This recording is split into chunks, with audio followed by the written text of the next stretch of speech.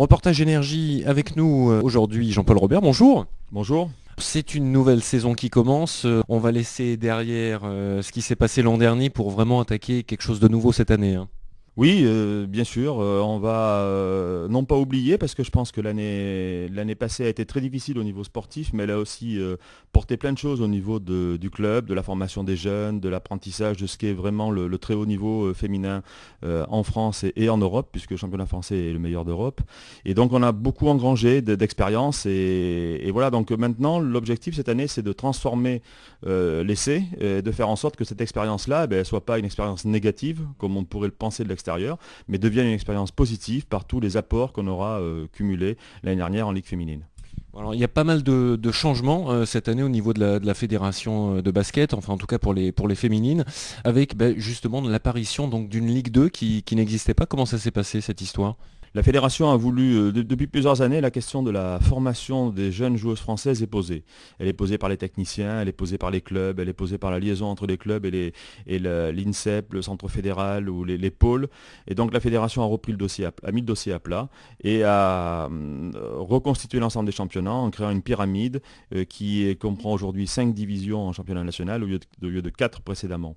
Donc là, l'ex-NF1, dans lequel nous étions il y a 2 ans, devient aujourd'hui une Ligue 2. Donc ça veut dire aussi qu'on se rapproche de la Ligue féminine en termes d'organisation, de structuration, de possibilités de formation. Et puis voilà, à notre niveau, au niveau de la Ligue 2, ça ne change pas grand-chose. Ça change surtout des choses en dessous, puisqu'on a 3 divisions aujourd'hui, alors qu'on en avait que 2 auparavant.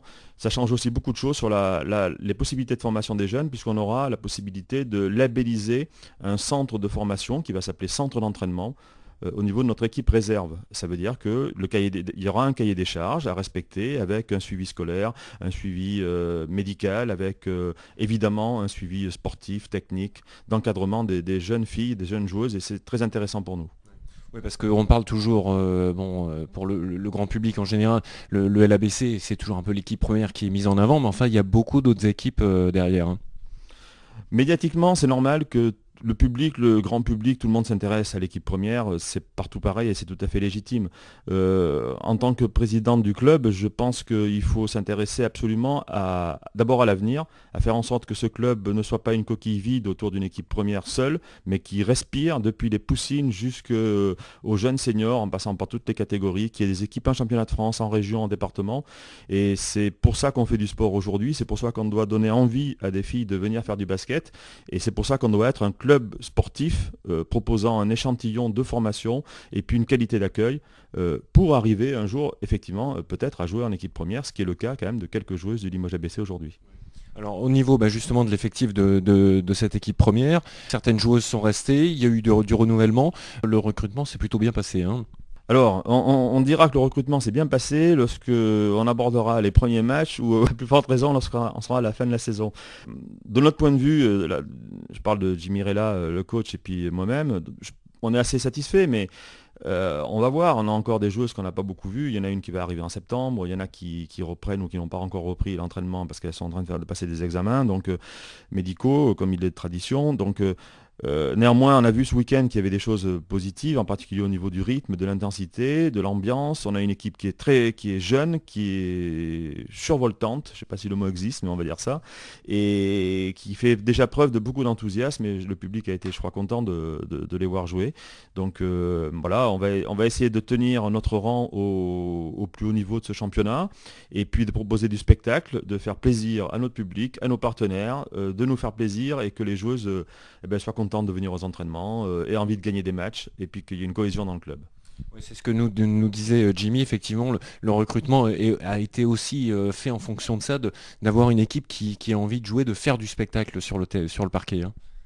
Oui, je pense que Jimmy est très, très axé sur cette question d'humeur, d'ambiance, de joie, de vivre, de jouer, etc. Et le fil conducteur, par contre, avec les années précédentes, c'est toujours le fait de s'attacher à ce que les joueuses aient une vie aussi à côté du basket, c'est-à-dire qu'elles soient des bonnes joueuses, mais qui soient capables de s'intégrer dans un groupe, qui soient capables d'avoir un projet personnel, qui soient capables de de conduire leurs études correctement pour celles qui sont encore scolarisées, ou d'avoir des objectifs personnels pour celles qui sont professionnelles, et d'avoir quelque chose qui ressemble à ce qu'est la vie aujourd'hui, c'est-à-dire pouvoir être en mesure de conjuguer un ou deux projets globalement. Voilà, et je pense que tout le monde s'en porte mieux, et les jeux sont beaucoup plus heureuses et respirent la joie de vivre, y compris sur le terrain les samedis soirs. Les partenaires, j'imagine, l'an dernier ont peut-être été déçus, en tout cas par les résultats sportifs, pas forcément par le club. Ils ont répondu présent cette année encore? Ah oui, ils ont répondu présent, oui. C'est l'excellente bonne nouvelle de l'année dernière et de la fin d'année et puis du début de cette année, c'est que les partenaires sont vraiment tous, quasiment tous, je vais presque dire tous, derrière le club. C'est-à-dire ceux qui étaient là l'année dernière sont de nouveau là cette année. Vous savez que l'année dernière, il y a eu la création d'un club partenaire, donc dans une période difficile, hein, puisqu'on a cumulé les défaites, et les partenaires sont réunis pour créer un club entreprise. Donc c'est quand même pas mal, et ils ont tous continué dans la dynamique. Et Johan Castanet, qui suit le marketing, obtient de très bons contacts avec nos partenaires, et puis on a aussi de nouveaux partenaires cette année. Voilà, je crois c'est un projet qu'on doit développer. Voilà, c'est un projet autour de l'équipe première. On a parlé de formation, on a parlé de convivialité, on a parlé d'esprit de club. Les partenaires en font partie, les supporters en font partie, le public en fait partie. Si on arrive à mettre en place ce projet comme on l'a pu tenter ou mis en place les années précédentes, je crois qu'on a gagné. Il faut qu'on continue dans cette lancée, qu'on propose vraiment quelque chose d'homogène, de souriant, de dynamique, de porteur d'avenir autour du Limoges ABC, du sport féminin, du basket féminin à Limoges. Vous vous êtes fixé un objectif en termes de position dans le championnat, ou vous attendez aussi peut-être un petit peu de voir comment ça va se passer sur les premiers matchs? On a toujours du mal à savoir vraiment à juger le niveau des autres parce qu'ils ont tous recruté à l'intersaison. Et puis nous encore plus parce qu'en fait on redescend de ligue féminine. L'objectif du club, c'est de finir, on va dire, dans le premier tiers. Voilà, comme on est 16, le premier tiers il est à 5-6 et ça serait bien. Vous savez qu'il y a des phases finales qui concernent les 4 premiers. Si on les fait, c'est bien. Si on ne les fait pas et qu'on fait à 5-6, ça sera bien aussi. On n'est pas là pour remonter tout de suite, on est là pour continuer à construire, on est là pour proposer des choses intéressantes, pour accumuler de la confiance avec les uns et les autres. Et puis, c'est le terrain qui le dira. Il ne faudra pas qu'on soit trop touché par les blessures non plus, parce que vous savez, on a droit qu'à un joker médical dans l'année. Donc les autres aussi, hein, mais on a droit qu'à un joker. C'est-à-dire que si on tombe sur une année où on a des blessés, on aura peut-être des problèmes. Si on passe une bonne année et si tout se passe bien, peut-être qu'on sera dans le haut niveau du championnat, on verra. On verra. C'est le terrain qui le dira, et là, on fera tout pour être le plus haut possible. Comment ça se passe justement maintenant avec la Ligue féminine, la Ligue 2? Il y a combien de montées sont prévues entre la Ligue 2 et la Ligue féminine?